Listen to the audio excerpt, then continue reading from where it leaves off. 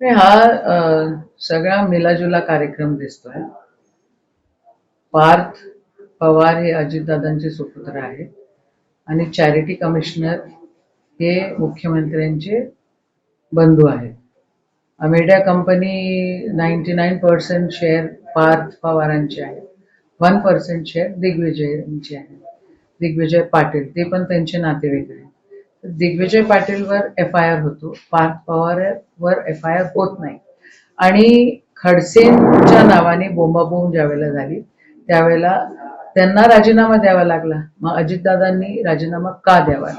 अजितदादा एका साईडला एका बाजूला शेतकऱ्याला सवय झालेली आहे कर्जमाफी वगैरे मागायची असं बोलतात. इतके असंवेदनशील अजितदादा असतील असं कधी वाटलं नाही. पण आता हे दिसतंय की स्वतः 6-7 कोटीचा गव्हर्नमेंटचा रेव्हेन्यू ते बुडवण्याचा प्रयत्न करतात आणि सरकारी जमीन कितीतरी कोटीची ती कितीतरी कमी पैशांमध्ये ते घेत आहेत. म्हणजे सगळं या भाजपची वॉशिंग मशीनचं काम सगळं आहे. मिलेजुले कार्यक्रम हा आहे. म्हणजे माझं तर मत असं आहे की जेव्हा चॅरिटी कमिशनर हे मुख्यमंत्र्यांचे बंधू आहे आणि ह्या जमिनीमध्ये जेव्हा उपमुख्यमंत्र्यांचे चिरंजीव आहे, म्हणजे मुख्यमंत्री आणि उपमुख्यमंत्रींचा मिलाजुला कार्यक्रम आहे. दोघांनीही राजीनामे दिले पाहिजे.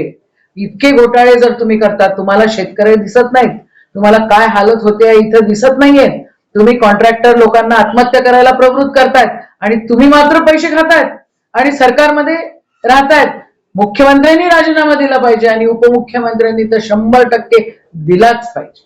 अजितदादा अशी संबंध नाही, ते पुत्र पार्थ पवार प्रकरणात आहे. हो, मग अजितदादांचे पुत्र आहेत ना, पुत्र अजितदादांचेच आहेत ना. संबंध नाही मग स्वतःचा मुलगा काय करतोय हे तुम्हाला लक्ष नाहीये? कशासाठी करायचं हे सगळं? शेतकऱ्यांचे हाल करायचे आणि पुत्राला सगळं माफ करायचं आणि मग FIR मध्ये का नाही? त्यांचा संबंध नाही तर FIR मध्ये पार्थ पवार का? पार्थ पवार राहिलेच पाहिजे ना.